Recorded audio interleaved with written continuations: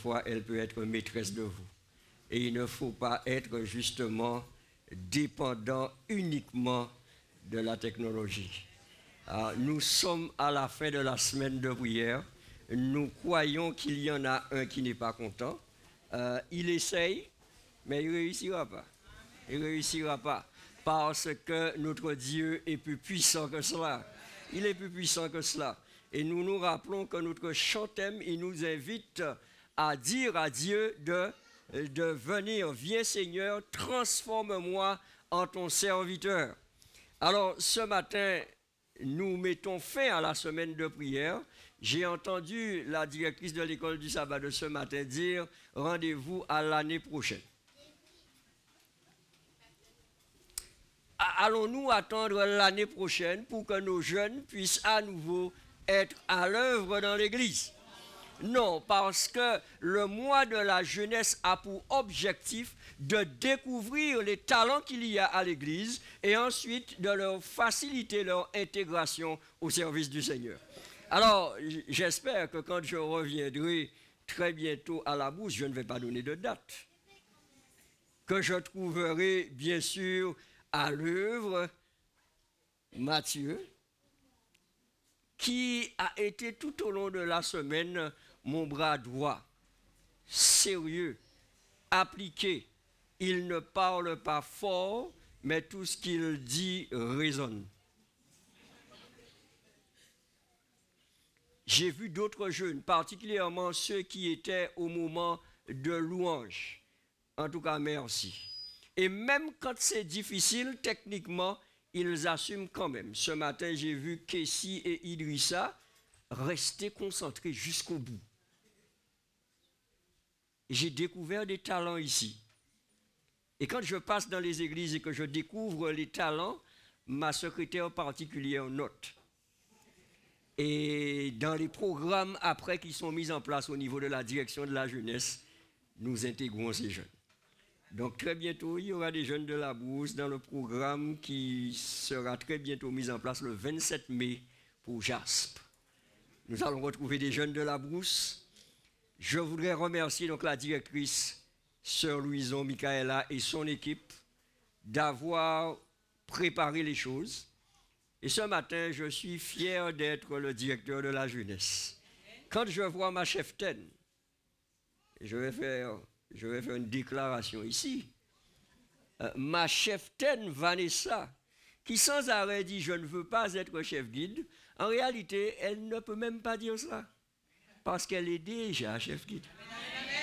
Il reste simplement pour elle à valider quelques modules, Vanessa.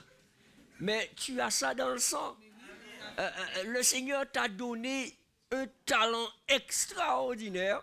Moi, j'étais émerveillé de ce que j'ai vu ce matin.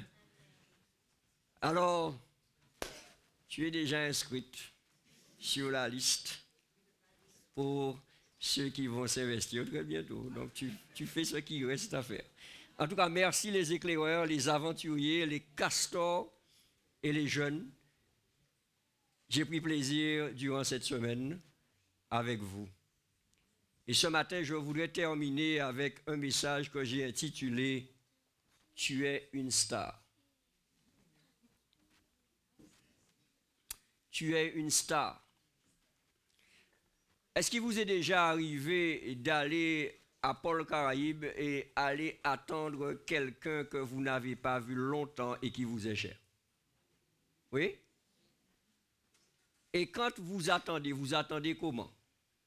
Quand vous avez entendu, alors je vais d'abord m'adresser aux parents. Lorsque votre enfant est parti en études et pour la première fois a quitté la maison et se retrouve à l'université de Cergy ou de Évry ou de Paris, etc. Et que pendant toute l'année, chaque fois que l'enfant vous a appelé, vous aviez des larmes aux yeux parce qu'elles ne sont pas vraies. Surtout les mamans qui gâtent et pourrissent les enfants. Et que votre enfant dit finalement « J'arrive, maman, le 14 juin ».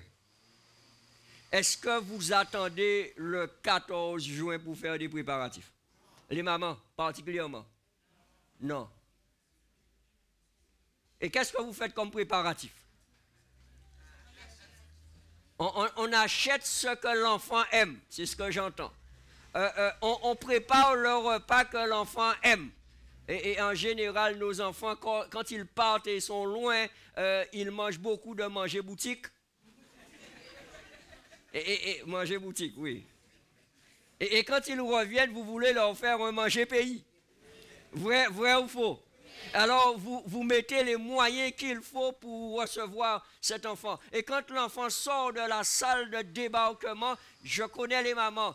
Elles sont les premières à courir, les premières à serrer et à ne pas desserrer.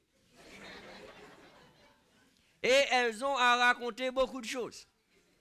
Alléluia. Ok. Les papas sont souvent en retrait, mais leur cœur bat la chamade.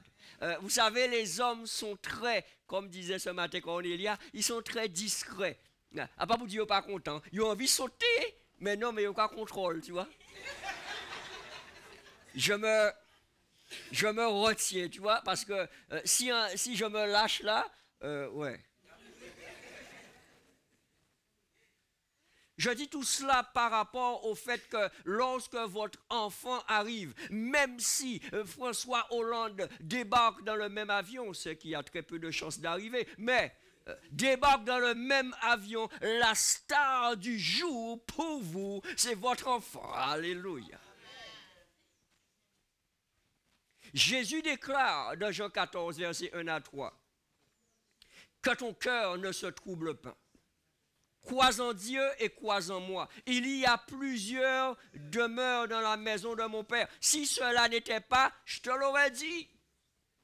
Je vais te préparer une place. Et lorsque je t'aurai préparé une place, qu'est-ce que je ferai? Je reviendrai, je te prendrai avec moi, afin que là où je suis, tu y sois aussi. Il va arriver un jour, mes amis, où lorsque nous allons débarquer aux portes de l'éternité, nous serons les stars.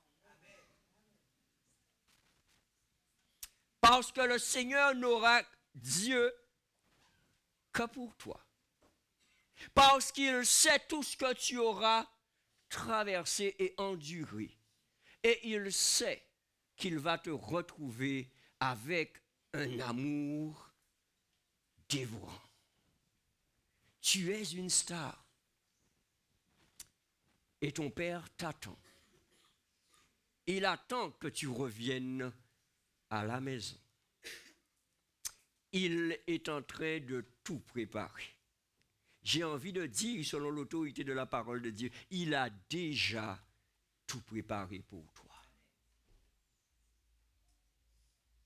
Le retour de Jésus est quelque chose d'exceptionnel.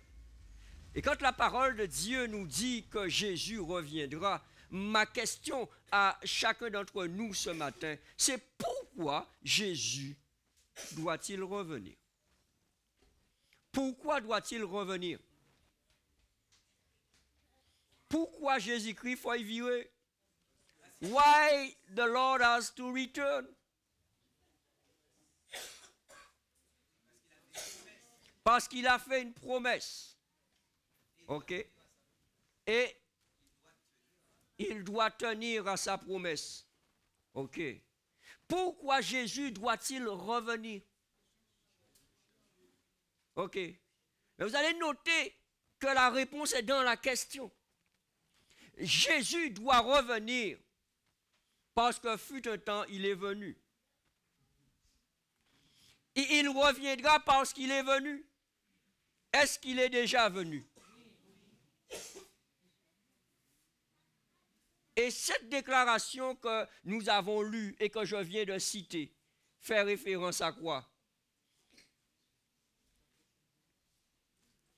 C'est alors qu'il est sur le point de repartir, il annonce à nous tous, je reviendrai. Je dois partir parce que je dois préparer le banquet. Et quand tout sera préparé, je reviendrai. Jésus doit revenir parce qu'il est venu. Il est venu faire quoi? Chercher et sauver tout ce qui était perdu selon Luc 19, 10. Jésus est venu pour quoi? mourir à ma place. Tu dis, Célia, me racheter. Ok. Lorsque Jésus est venu, il est venu avec une mission de sauveur et de rédempteur. Mais lorsqu'il reviendra, il reviendra avec une mission de Seigneur des seigneurs, roi des rois. Entre sa venue et sa seconde venue, tu es une star. Ça s'écrit S-T-A-R. Hein?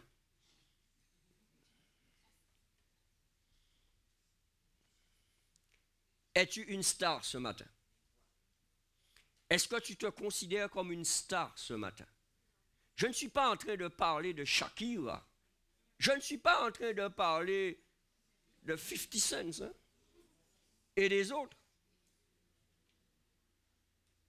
D'ailleurs, tu ne peux pas être une star du Seigneur en t'appelant 50 Cent.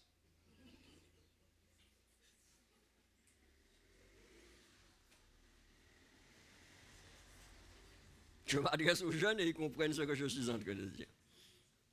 Cet homme qui se considère comme une star dit à tout le monde qu'il vaut 50 centimes. Listen, people. Tu vaux mieux que ça. Nous avons dit durant cette semaine que Dieu considère que nous avons une valeur inestimable. I cannot call myself 50 cents. Je ne peux pas m'appeler 50 cents, boy.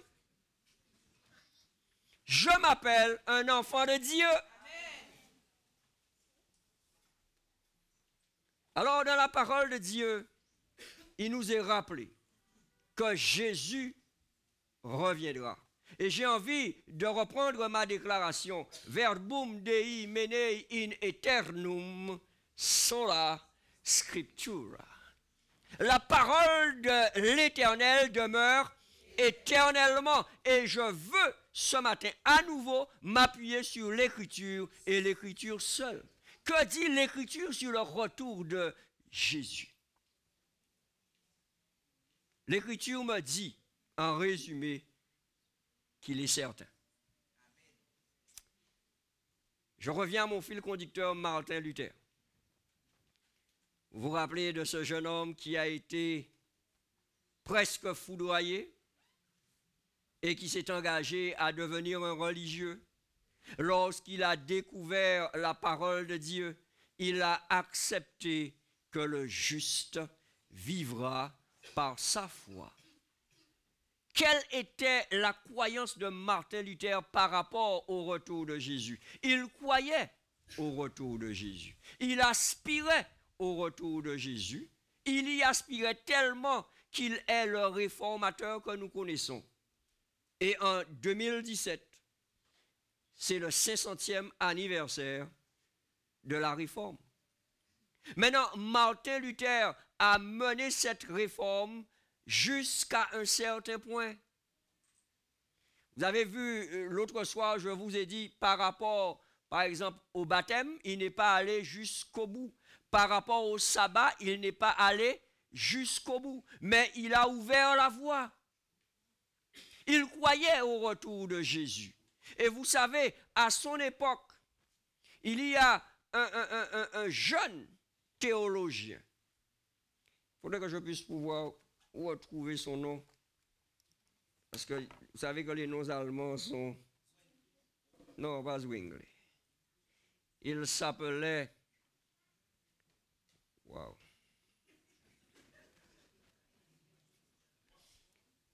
Michael Stiefel.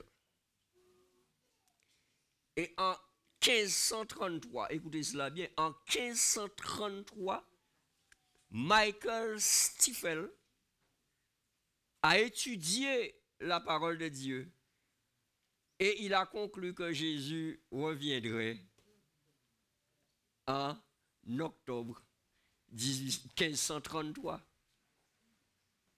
Alors, quelquefois, nous pensons que Miller et les autres ont été peut-être les premiers à dater la seconde venue de Jésus. Mais depuis le XVIe siècle, les hommes, en étudiant la parole de Dieu, essayaient de mettre une date au second retour de Jésus. Que dit la Bible concernant cela?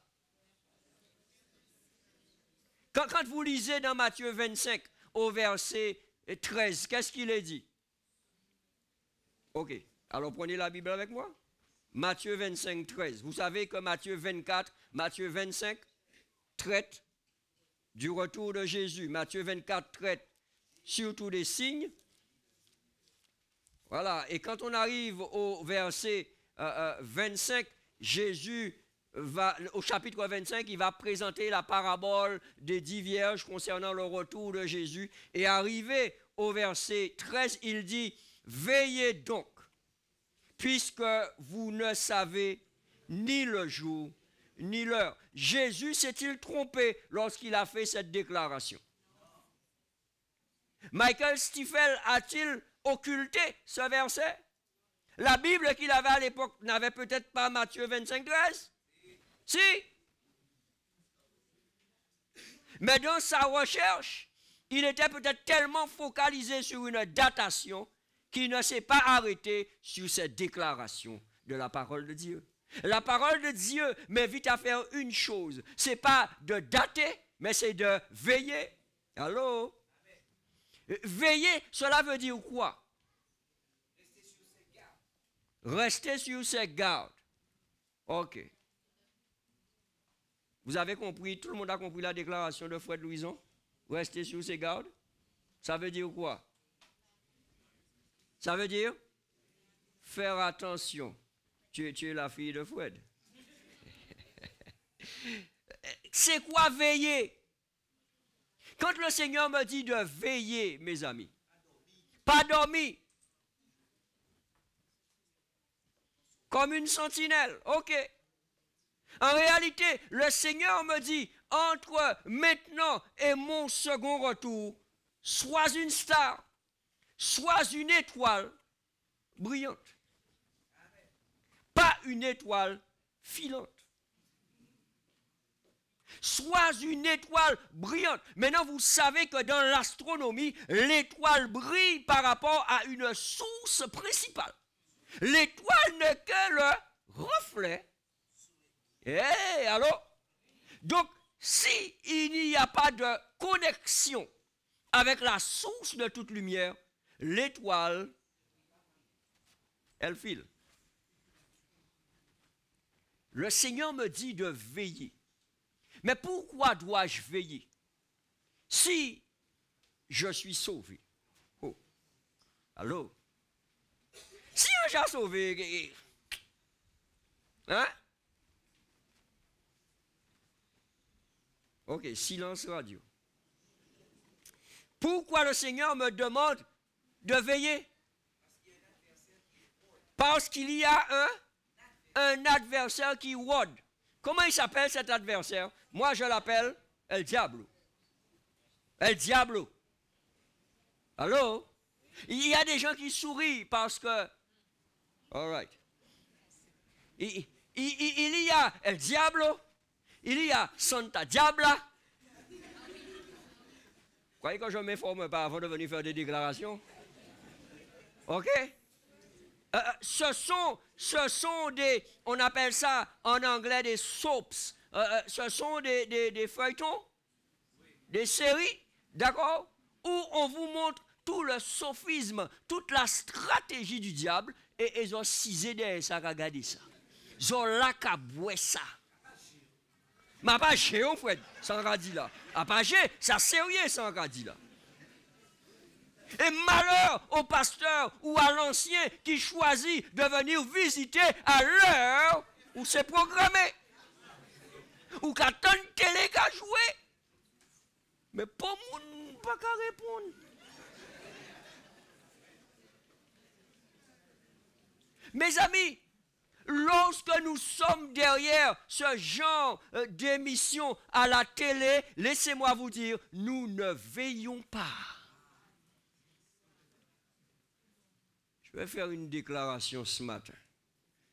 Je vais essayer de citer de mémoire mon verset préféré qui ne se trouve pas dans la Bible. Dieu nous a formés. Le péché nous a déformés. Le monde cherche à nous conformer. Satan veut nous chloroformer.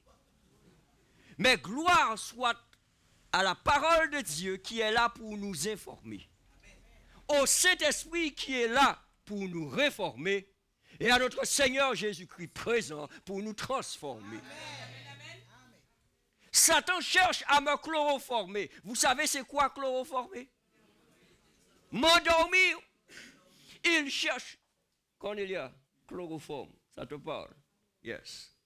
Il cherche à me chloroformer, c'est-à-dire il cherche à faire en sorte que je sois là et juste là.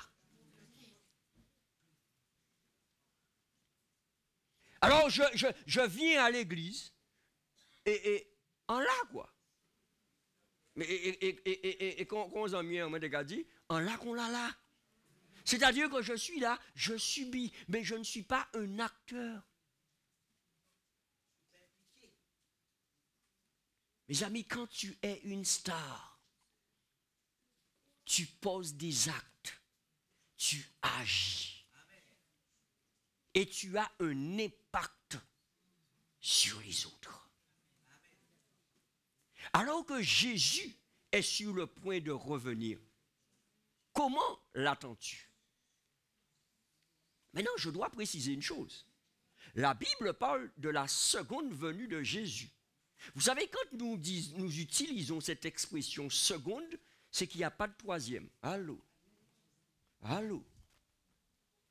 Si vous êtes parti, vous êtes allé faire une course et que vous êtes allé courir avec Matthieu et que Matthieu vous a gagné, mais vous étiez que 2 dans la course. D'accord? Et que Davy vous dit, tu as fait quelle place? Pas avoir peur de dire à Davy, j'ai fait second. Mais en réalité, quand je dis à Davy, j'ai fait second, en réalité, on fait dernier. Puisqu'elle nous dit, qui a? À Décacouri. Quand il est question de la seconde venue de Jésus, il est question de la dernière venue. Parce que lorsque Jésus-Christ reviendra, ça sera sur une nouvelle terre, pas sur cette terre telle qu'elle est. Il est venu sur cette terre telle qu'elle est, c'est-à-dire infectée, empestée empoisonnée par le péché. Il reviendra sur cette terre qui sera toujours dans cette condition, mais il ne va pas toucher à cette terre. La Bible nous dit, dans les écrits de Saint Paul aux Thessaloniciens, dans 1 Thessaloniciens 4, il dit bien que le Seigneur sera dans les airs et il va nous attirer à lui. Et lorsqu'après les 1000 ans, le Seigneur descendra avec la nouvelle Jérusalem, il descendra sur une terre restaurée qui deviendra le siège du gouvernement de Dieu. Alors que tu es conscient ou consciente de toute cette réalité, que Jésus revient, et je précise pour la seconde fois, pourquoi? Parce qu'il y a 2 raisons. Il revient pour sauver, c'est-à-dire prendre ses élus, mais il revient aussi pour juger.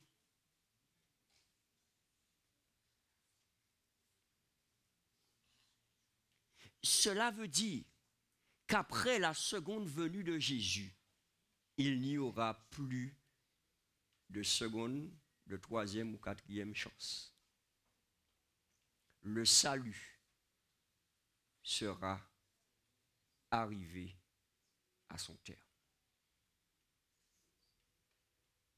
Alors, moi qui suis conscient de cela, je ne vais pas jouer avec ma vie éternelle maintenant.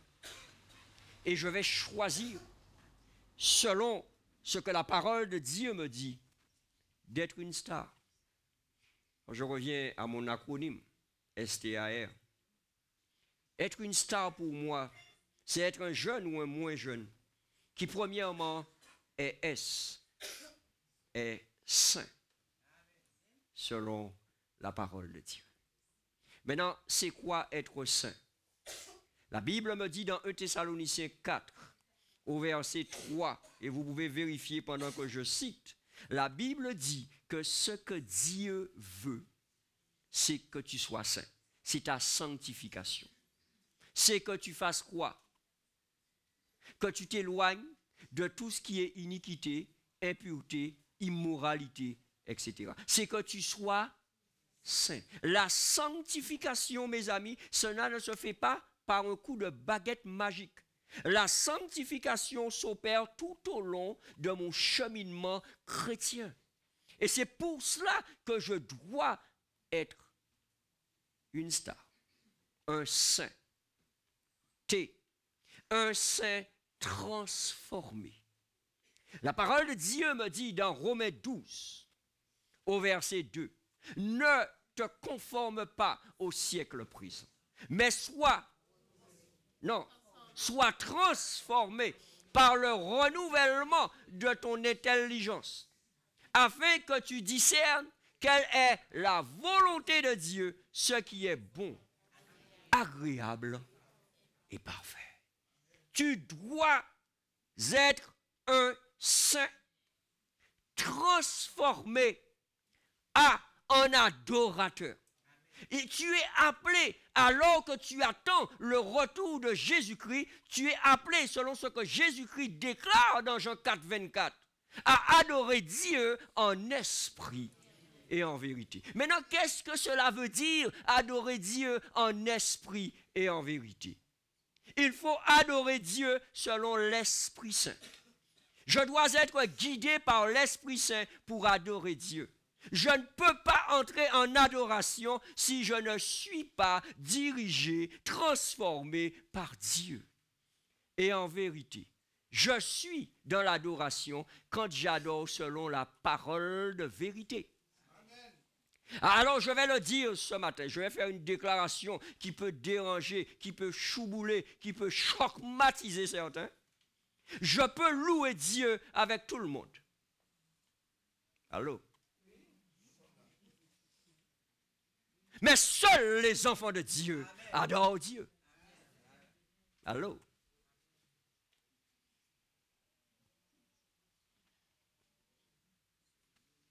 Je peux louer Dieu avec tout le monde. Je peux chanter que Dieu est bon, que Dieu est merveilleux, que Dieu est grand avec tout le monde. Mais je ne peux adorer Dieu qu'avec les enfants de Dieu. Parce que l'adoration se fait selon l'Esprit de Dieu et selon la parole de vérité, la parole de Dieu. Keep that in mind. Gardez ça à l'esprit. Mettez ça dans votre médula oblongata. Je suis une star. Quand je suis un saint, ok, c'est Christine c'est Idrissa qui demande. C'est quoi? C'est quoi le R? Oh, j'ai pas fini Idrissa. Oh, elle est pressée ma fille. Elle est pressée parce qu'elle veut rapidement avoir toute la définition. Je dis, je suis une star quand je suis un saint qui est transformé par le Seigneur en adorateur en esprit et en vérité. Et je suis une star, R, quand je suis comme toi, rayonnant. Rayonnant. C'est-à-dire que alors que j'attends le retour du Seigneur, sur mon visage, les gens savent que j'attends le retour du Seigneur.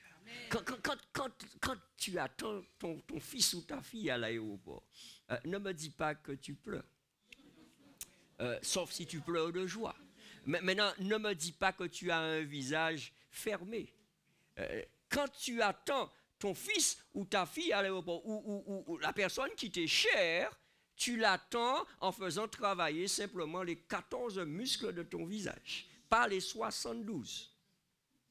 Ok, pour ceux qui n'étaient pas là, sachez bien que quand votre visage est fermé, vous avez 72 muscles qui travaillent. Et quand votre visage est détendu et souriant, il n'y en a que 14 qui travaillent. Et quand on est souvent souriant et rayonnant, on reste jeune. Chef dit Amen? On reste jeune. Parce que, vous savez quoi? Selon Ésaïe 40, le Seigneur renouvelle les forces de ceux qui se confient en lui. J'ai choisi d'être une star, un saint, transformé en adorateur rayonnant pour le Seigneur Jésus. Est-ce que tu as fait ce choix? Parce que si tu n'as pas fait ce choix, la seconde venue de Jésus risque d'être une grande déception pour toi. Et si tu es assis ici ce matin, tu ferais mieux de faire ce choix. Parce que sinon, tu perds ton temps. Le Seigneur est sur le point de revenir. Et quand je dis qu'il est sur le point de revenir, la parole de Dieu nous demande de vivre d'une certaine manière jusqu'à ce retour. Et j'aimerais vous inviter à lire avec moi Tite 2. Après les deux épîtres de Timothée, Tite, chapitre 2, il n'y en a que 3 de chapitres, mais nous allons nous arrêter au 2e. Et nous sommes à partir du verset 11. Et là, je m'adresse spécialement à la jeunesse. Tite 2. À nous tous, mais spécialement à la jeunesse. Au verset 11, il est dit, « Car la grâce de Dieu, source de salut pour tous les hommes, a été manifestée. Cette grâce nous enseigne à renoncer à l'impiété et aux convoitises mondaines et à vivre dans le siècle présent selon la sagesse, la justice et la piété, en attendant la bienheureuse espérance et la manifestation de la gloire du grand Dieu et de notre Sauveur Jésus-Christ, qui s'est donné lui-même pour nous, afin de nous racheter de toute iniquité et de se faire un peuple qui lui appartienne, purifié par lui et zélé pour les bonnes œuvres. Tu fais partie d'une race élue. Tu fais partie d'un sacerdoce royal. Tu fais partie d'une nation sainte. Tu fais partie d'un peuple acquis. Tu es spécial. Tu es une star du Seigneur. Pas une star du monde. Pas une star du monde de la musique ou de la culture. Tu es une star du Seigneur. Un saint transformé en adorateur rayonnant pour Jésus-Christ. Le Seigneur nous dit dans Apocalypse 22, il dit, voici, je viens bientôt, au verset 14, je viens bientôt et ma rétribution est avec moi pour rendre à chacun selon son œuvre. Les stars du Seigneur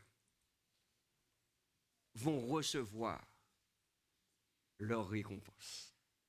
Maintenant, j'aimerais rapidement que 7 éclaireurs et Gia me rejoignent rapidement ici, avec leur Bible, rapidement. 7 stars.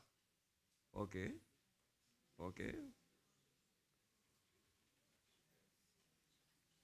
Les gars, ne laissez pas que les princesses venir.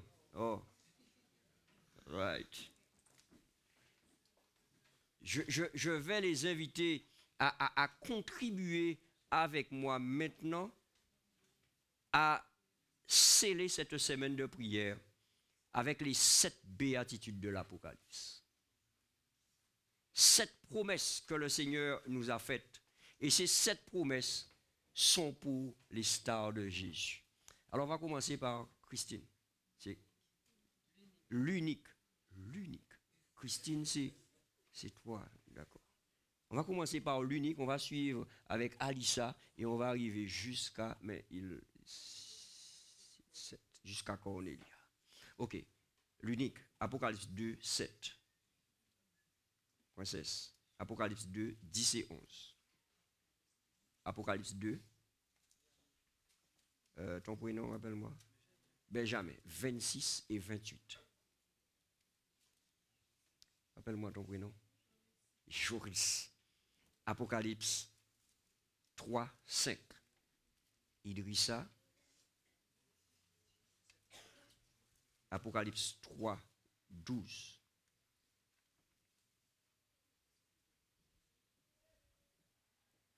Il y a quelqu'un que j'ai sauté. Lilon, Apocalypse 2, 17. Cornélia, Apocalypse 3, 21. Vous allez lire à tour de rôle ce qui est réservé aux stars du Seigneur.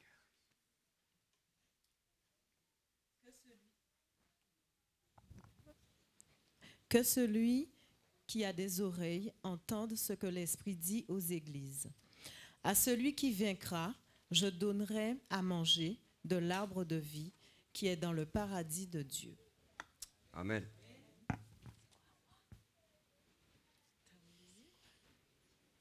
Deux, 10 et 11. Ne crains pas ce que tu vas souffrir. Voici le diable jettera quelques-uns de vous en prison, afin que vous soyez éprouvés, et vous aurez une tribulation de 10 jours. Sois fidèle jusqu'à la mort, et je te donnerai la couronne de vie. Que celui qui a des oreilles entende ce que l'Esprit dit aux églises. Celui qui vaincra n'aura pas à souffrir la seconde mort. Amen. Vous pouvez glorifier le Seigneur à la fin du verset. On a l'impression que vous subissez, mais mes amis, c'est la joie. Hein? Alléluia. À celui qui vaincra et qui gardera jusqu'à la fin mes œuvres, je donnerai autorité sur les nations. Oui, autorité sur les nations. 28. Et je lui donnerai l'étoile du matin. Amen. Celui qui vaincra sera revêtu ainsi des vêtements blancs. Je n'effacerai point son nom du livre de vie, et je confesserai son nom devant mon Père et devant ses anges. Amen. Celui qui vaincra, je ferai de lui une colonne dans le temple de mon Dieu, et il n'en sortira plus. J'écrirai sur lui le nom de mon Dieu et le nom de la ville de mon Dieu, de la nouvelle Jérusalem, qui descend du ciel, d'auprès de mon Dieu et mon nom nouveau. Amen. Que celui qui a des oreilles entende ce que l'Esprit dit à l'Église. À celui qui vaincra, je donnerai de la manne cachée, et je lui donnerai un caillou blanc, et sur le caillou est écrit un nom nouveau que personne ne connaît, si ce n'est celui qui le reçoit. Amen. Celui qui vaincra, je le ferai asseoir avec moi sur mon trône, comme moi j'ai vaincu et je me suis assis avec mon Père sur son trône. Amen. Alléluia. Vous notez les 7 pépites. Les 7 pépites que nous allons recevoir en tant que stars. Est-ce que cela vaut la peine? Est-ce que cela vaut la peine d'attendre le retour de Jésus en star, en saint, transformé en adorateur et rayonnant pour le Seigneur? Sois une star parce que tu es une star du Seigneur. Et je voudrais terminer en vous disant que la parole de Dieu est certaine. Jésus reviendra. Es-tu prêt? Es-tu prêt à le recevoir? Alors qu'il est sur le point de revenir, es-tu prêt à lui dire, viens Seigneur, transforme-moi en une star de Jésus-Christ? La venue de Jésus est certaine. J'ai envie de dire aux jeunes, nous ne savons pas quand.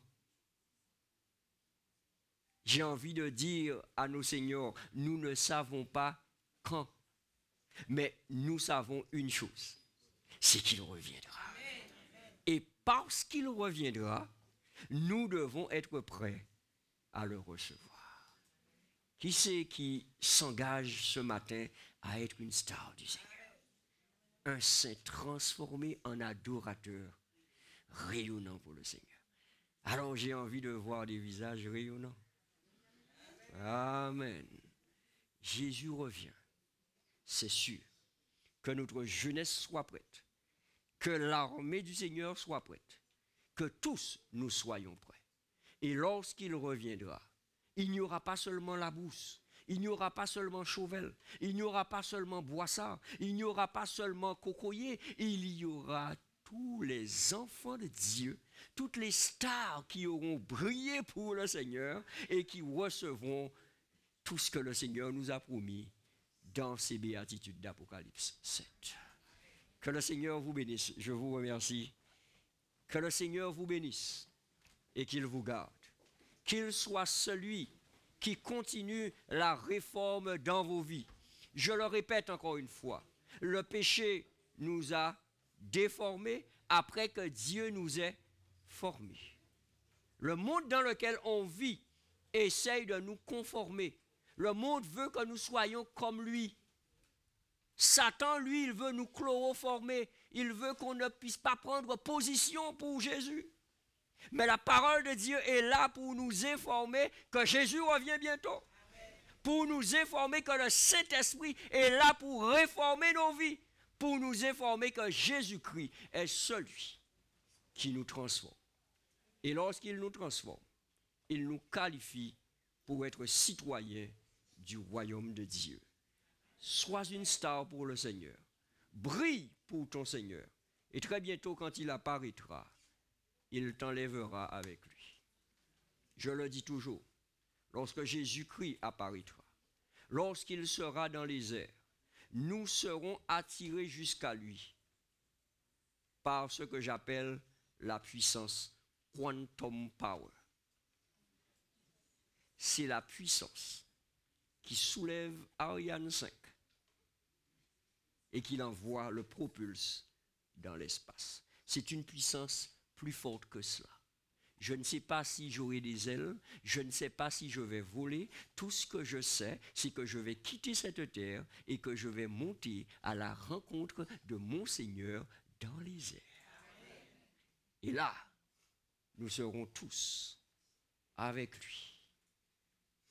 Premièrement pour 1000 ans, ensuite pour l'éternité sur la nouvelle terre. Que le Seigneur vous bénisse, citoyens du royaume des cieux.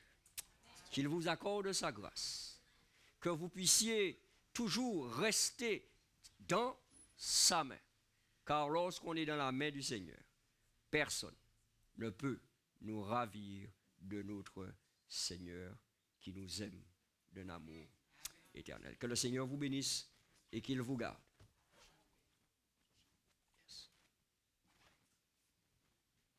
Nous voulons terminer avec le chant de Cornélia. Ensuite, quand elle aura terminé, nous allons nous tenir debout et nous allons entonner notre chant-thème. Ah, il y aura un chant aussi avec Légia. Mes amis, nous sommes bénis. Alors, Cornélia, Légia, le chant-thème.